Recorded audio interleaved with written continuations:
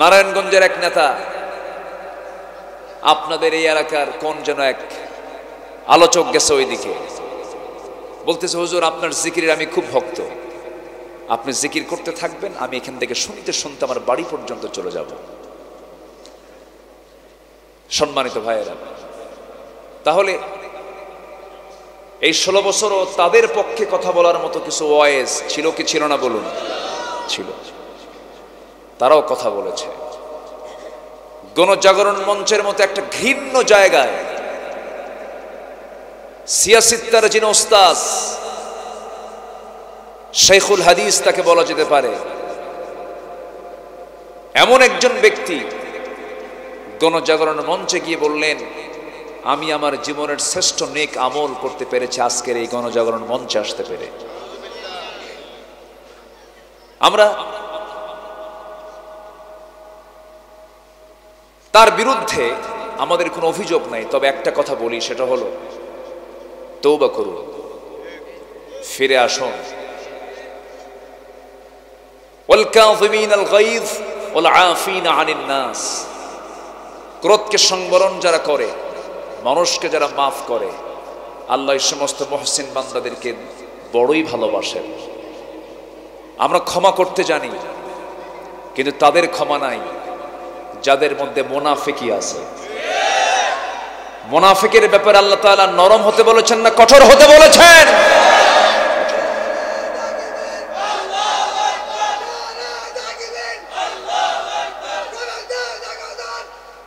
আমাকে কথা বলতে দেন, ঠিক আছে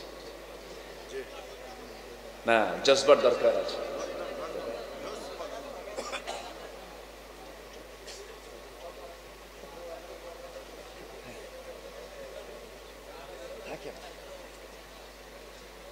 জি, সম্মানিত ভাইয়েরা, আমার আলোচনায় কি কষ্ট হচ্ছে আপনাদের? সম্মানিত হাজিরিন,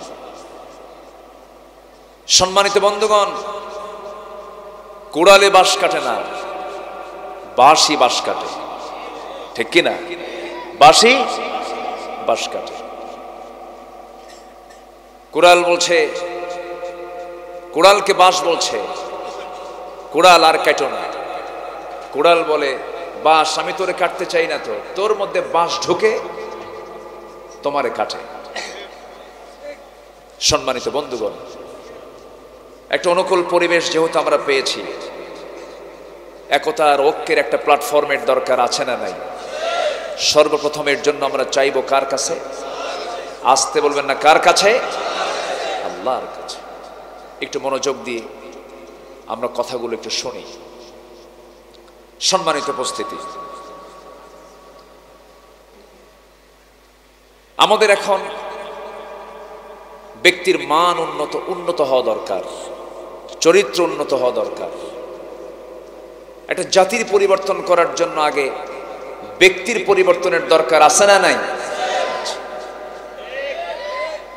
অনেক ত্যাগ আছে, এমনি এমনি আসে নাই, হঠাৎ করেও যে আসছে তাও কিন্তু না। আপনাদের মনে আছে কিনা, আজ থেকে ঠিক 1 বছর আগের কথা, আমাদের যিনি সুরের পাখি, কোরআনের পাখি, তিনি তার জীবনের শেষ সাক্ষাৎ করে গেছেন আমাদের সাথে। কান্না বিজড়িত চেহারায় না হাসি মিশ্রিত চেহারায়? উনি কিন্তু হাসি দিয়ে দুনিয়া থেকে বিদায় নিয়েছেন। সম্মানিত ভাইয়েরা, চোখের পানিতে বালিশ ভিজানো বহু রাত,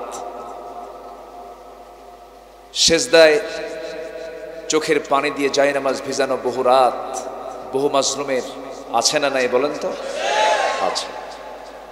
তবে এই বিজয় কিন্তু আমাদের আসল বিজয় নয়।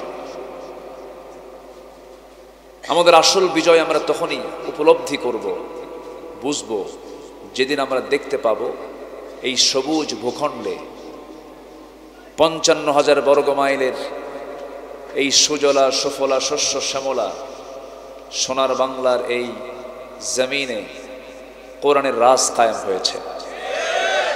পূর্ব দিগন্তে আল্লাহ কাজ করব। আমাদের দায়িত্ব হলো কাজ, আর বিজয় দেওয়ার দায়িত্ব কার? আল্লাহ। আমরা বিজয়ী হই আর পরাজিত হই, ফলাফল কিন্তু আমাদের আছে। ফলাফল আছে না নাই? ইউকতাল আও ইয়াগলিব ফাসাউফা নুতিহি আজরান আযীমা। বিজয়ী হই অথবা নিহত হই, আমাদের জন্য আজর, আমাদের জন্য বিশাল পুরস্কার রেখে দিয়েছেন আমাদের জন্য। তিনি কে? আল্লাহ তাআলা। সম্মানিত ভাইয়েরা, কিন্তু বিজয় যে আল্লাহ পাক আমাদেরকে দিবেন, কিছু যোগ্যতা লাগবে, কিছু গুণ আমাদের মধ্যে থাকতে হবে। সেই গুণ যতক্ষণ পর্যন্ত অর্জিত না হবে, আমাদের হাতে আল্লাহ তাআলা এই বিজয় দিবেন না। এটা আল্লাহর কথা। কার কথা বলেন তো? আল্লাহর কথা। আল্লাহ রাব্বুল আলামিন বলেন, ওয়া'দাল্লাহু আল্লাযীনা আমানু মিনকুম ওয়া আমিলুস সালিহাতি লা ইস্তাখলিফান্নাহুম ফিল আরদ। আল্লাহ ওয়াদা করছেন, তোমাদের মধ্যে যারা সত্যিকার, যারা ঈমান আনবে এবং আমলে সালেহ করবে, তাদেরকে আল্লাহ রাব্বুল আলামিন খেলাফত দান করবেন, ক্ষমতা দিয়ে দিবেন। এই জন্য শর্ত হলো আমাদের মধ্যে নেক আমলের দরকার কম না বেশি? কিন্তু আজকের সমাজে নেক আমলের পরিমাণ বেশি না কম? বদ আমলের পরিমাণ বেশি। আমার বন্ধুগণ, আল্লাহ রাব্বুল আলামিন এই জাগতিক জীবনে, ক্ষণস্থায়ী জীবনে কিসের জন্য, কি জন্য পাঠালেন? আমরা যদি একটু কোরআনকে প্রশ্ন করি, কোরআন জবাব দিয়ে দিচ্ছে। যারা পারেন ঠোঁট মিলিয়ে বলুন, খুব কমন আয়াত, সহজ আয়াত। আল্লাহ রাব্বুল আলামিন বলেন, আল্লাযী খালাকাল মাউতা ওয়াল হায়াতা লিয়াবলুয়াকুম আইয়ুকুম আহসানু আমালান ওয়া হুয়াল আজিজুল গফুর। জোরে বলুন আল্লাহু আকবার। তিনি সেই মহান সত্তা, যিনি মৃত্যু এবং জীবন সৃষ্টি করেছেন যেন তিনি বুঝে নিতে পারেন তোমাদের মধ্যে কোন কোন বান্দাগুলো ভালো আমল, নেক আমল করে যেতে পারে। কিন্তু দুঃখজনক হলো সত্য, আমার দেশে এই মুহূর্তে ভালো কাজের পরিমাণ বেশি না মন্দ কাজের পরিমাণ বেশি? সমাজে মদের বোতল মনে হয় নাই, জেনার কারবার মনে হয় নাই, সুদের কারবার মনে হয় নাই, সবই তো আছে। কোথায় বিজয় হলো আমাদের? সম্মানিত ভাইয়েরা, বহু কাজ সামনে পড়ে আছে, কিন্তু দেশকে পরিবর্তন করতে হলে আগে নিজকে পরিবর্তন করতে হবে। সেক্ষেত্রে তাফসীর মাহফিলগুলো একটি বলিষ্ঠ ভূমিকা পালন করবে আশা করি। জোরে বলি ইনশাআল্লাহ। এই 16 বছর আমাদেরকে কথা বলতে দেয়নি। মঞ্চ ওঠার আগে এক সবক দিত, আবার মঞ্চে বসার পরে আরেক সবক শোনায় দিত। নেতাগুলো এসে মঞ্চ ভাঙ্গা ভাঙ্গা ভাব তৈরি করত, বলতো, হুজুর এমন বক্তব্য দিবেন, বক্তব্য হবে আপনার মুখ থেকে আকাশের আর কবরের, দুনিয়াটা আমরা দেখে নেব।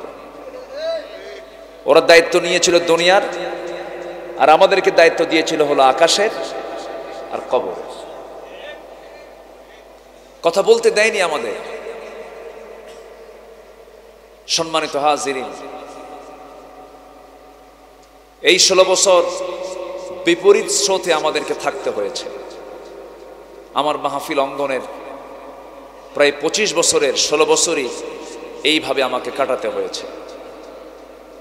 এরপরেও চেষ্টা করেছি হিকমতের সাথে, আমার আল্লাহর নির্দেশনা অনুযায়ী প্রজ্ঞার সাথে কথা বলার জন্য। কারণ হক কথা থেকে অনুকূল আর প্রতিকূল যে পরিবেশই থাকে না কেন, হক কথা থেকে এক চুল পরিমাণ পিছপা হওয়ার কোনো সুযোগ।